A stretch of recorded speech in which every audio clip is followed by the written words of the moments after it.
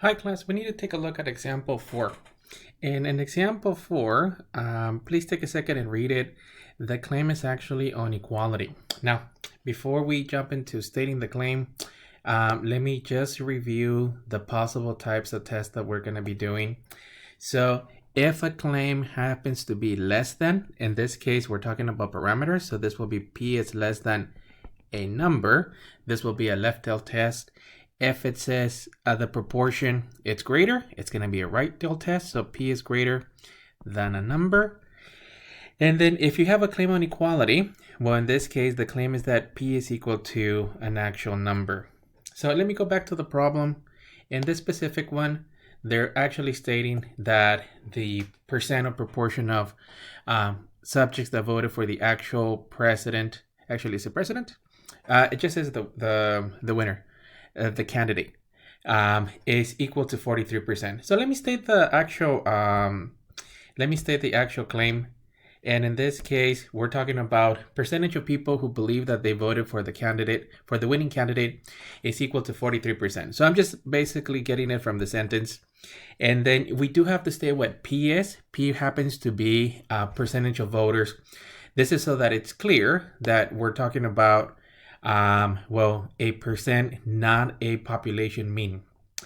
Now, the next portion of the test is how we're going to write the hypotheses.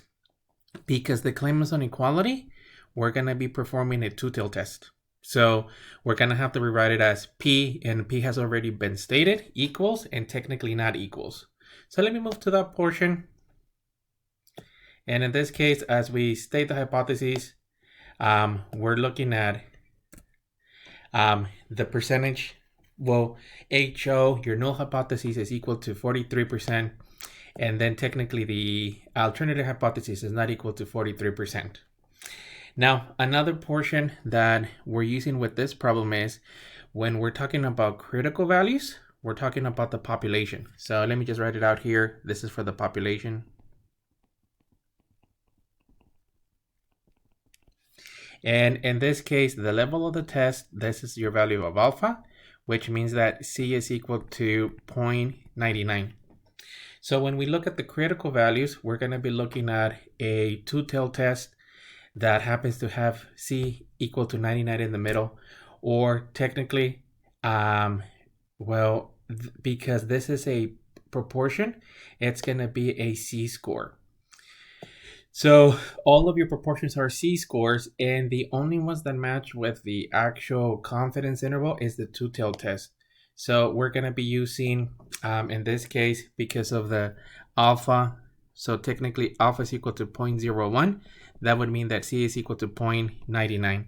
So we're going to use the 2.575. And remember that at this point, you're looking at the actual population. So let me go back to this. And that's the sketch. I use technology, and as you can see here, these are the two values that we're looking for the region. And in this case, we're using the classical approach. So we're going to be looking at the population. And we're looking at those two values. The next step is to look at the test statistic. Now, your test statistic for proportions is this value.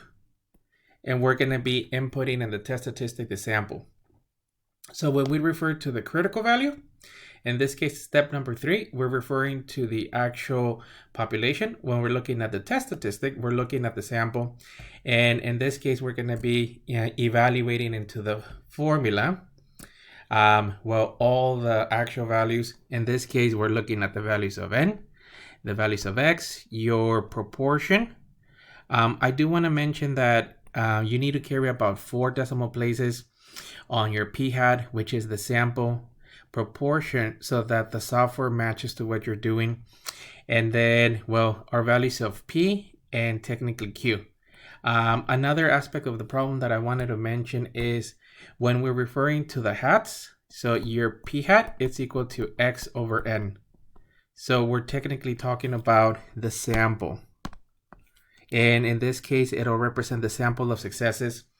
For this particular problem, it represents well, technically the 308 out of the 611 adults, or the number that stated that they voted for the winning candidate. So after we punch it in this case, I typed it in advance so that we had it. We're coming up with 3.69, which we could actually use 3.7. So approximately 3.7. And then if you're using the classical approach, after you punch in the value, you're basically looking for the following. Where does the test statistic happen to be in space with respect to the population? If it happens to be on the red portion, in this case for the two-tailed test, it's if it happens to be here or here, you would reject HO. In this case, notice that 3.7 is going to be around here, not to scale, but this will be approximately 3.7. And because of the actual test statistic being on the red portion, we would actually say reject HO. And you just have to mention the position of it. So what I'm doing here is I'm just mentioning that, well, technically your test statistic of approximately 3.7 is greater than the critical value. I'm only mentioning the critical value, the one that's on the positive side. We don't need to mention the one on the negative, since your test statistic happened to be positive. And then I'm also using the proper wording.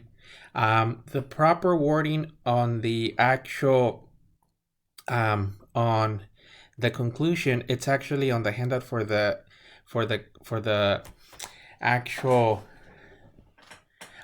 for the testing of the means. So this is the route that you're following. So technically here, because it says equals, the original claim actually stated with equals. So you would say yes, starts with equals. Since we ended up with a test statistic that is in the critical region or on the red portion, we would reject HO. So on the little chart here, yes, reject HO. And then this is the wording. So I just added the wording to the conclusion. Let me double check. Yeah. And then once again, that is pretty much it. So on the rejection region, you're looking at, well, restating the claim. The claim has to be stated. Then both of the hypotheses needs to be stated. Furthermore, your critical values, when you're looking at the population, they have to be stated. And keep in mind that when you're looking at your critical values, only one of these scenarios is possible based on the wording. So here the wording equals, that forces a two-tailed test. Level of the test, 0.01. So C is equal to 0.99. And then the last portion is, if your test statistic, after you evaluate the values of the sample, end up being on the red portion, you reject HO. Now, let me show you the code. The code actually calculates most of this. And in this case, let me pull up the calculator. So the code that's going to do most of the work is going to be under, let me turn it on. So you're going to go to stats and then move to test. And then it's going to be the 1 proportion C test. In here, we're going to be punching in the values of the population. So we're looking at P naught is going to be 0.43, which is the statement that they're giving us. Your X's, which is the number of successes. Let me move higher. It was 308. So 308. The N is 611. Now, the most important part on the code is for the p-value. If it's asking for the p-value, you have to make sure you select the not equals, and that's because of the equality. So that comes directly from the hypothesis H1, the way that I wrote it. And then after this, you basically do a calculate, and your actual test statistic, it's the second value, actually the first value that pops up. That's your 3.7 that I'm using. That is this value here. 3.7, it's the 3.69, I'm rounding, and then the next value is going to be your p-value. Let me move on to part B, which we technically need the code. And on the code for this one, your p-value is already given here. So your p-value, it's the 2.16 times 10 to the negative 4.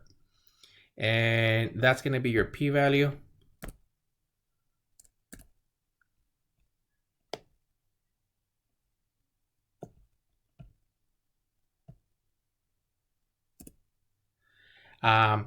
Notice that I wrote it as almost 0. This is just because some of the homework problems, since this is your p-value in a decimal form, technically it'll just want you to hit 0. And what the p-value represents, it's technically the following.